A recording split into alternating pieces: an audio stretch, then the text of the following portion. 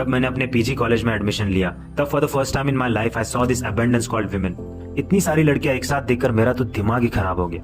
जिंदगी में पहली बार मैं इतना बावला हो गया। पहले से I was nervous around women. शुरू में ही मुझे पता चल गया था कि I was going to do a lot of mistakes, क्योंकि दिमाग ही बैठ गया था मेरा।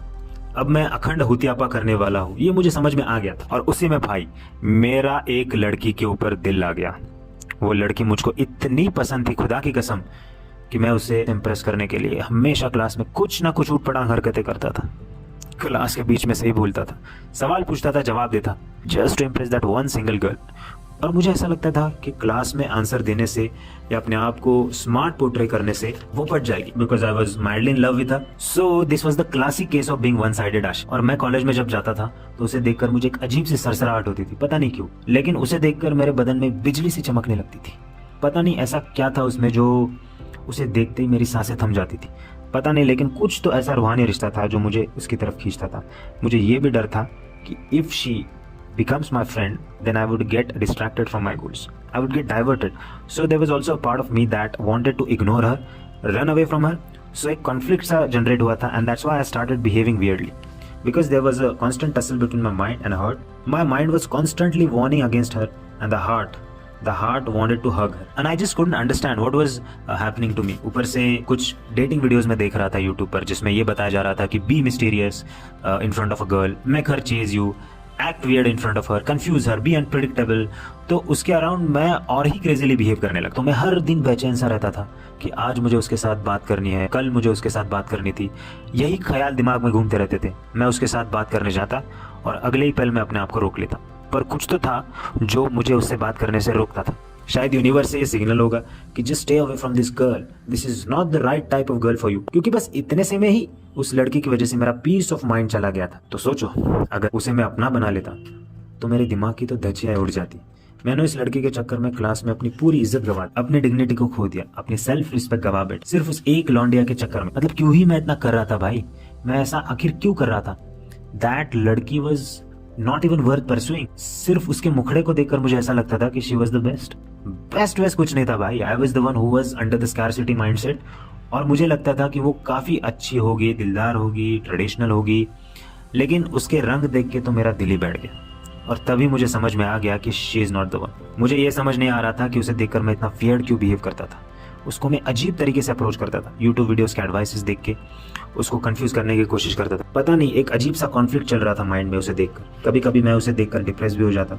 पर एक बात तो पक्की थी, उस लड़के ने मुझे पूरा पागल बना दिया था। मेरी पीस ऑफ माइंड उसने छीन ली थी। उस लौंडिया के लिए मैं इतना चेंज होने की कोशिश कर रहा था कि पूछो। मैंने अपना एक्सेंट, बिहेवियर सब कुछ चेंज कर दिया। मेरी जो सालों की मेहनत मुंबई में रहने के बाद भी चेंज ना होने की, उस पर पानी फिर गया। और मुझे इतना रिग्रेट हो रहा था कि मतलब उस नार्सिसिस्ट लड़की को इम्प्रेस करने के लिए मैं क्यों ही अपने अचीवमेंट शो ऑफ करता था, पता नहीं। और कभी भी मैंने अपनी जिंदगी किसी के सामने या कभी अचीवमेंट्स को शो ऑफ नहीं किया। बस उसी फेकिश लौंडिया ने मुझे शो ऑफ करने पर मजबूर कर दिया। मैं सोशल मीडिया पर दिखाने लग गया कि मैं कितना कूल हूँ, इंटेलिजेंट हूँ, ये वो। मतलब उसके सामने अच्छा दिखने के लिए मैंने कितने इंसल्ट झेले क्लास में, कितने ह्यूमिलिएशंस फेस किए। मुझे पता है, एक बार हमारे क्लास का सीआर था रविदास। उस रविदास ने मेरे क्रश के सामने कुछ बोल दिया, कुछ ऑफेंसिव सा बोल दिया था, और मैं अपने मूड में नहीं था। लेकिन वो सामने खड़ी थी, इसलिए मैंने उस सीआर को कुछ पलट के नहीं बोला। मतलब कुछ तो उसने बोला था, मुझे याद नहीं है, लेकिन मुझे वो चीज़ हिट हुई थी।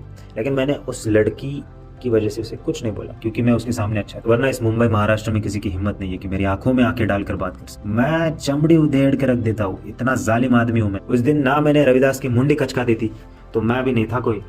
बस उस लड़की के सामने मुझे अपने आप को शरीफ दिखाना था, इसलिए मैंने अपने आप पर काबू कर लिया। मैं हमेशा कहता था कि मुझे उसके लिए बदलना है, गुड मैन बनना है, ताकि उसके सामने एक दिन मैं अपना बेस्ट वर्जन प्रेजेंट कर सकूं।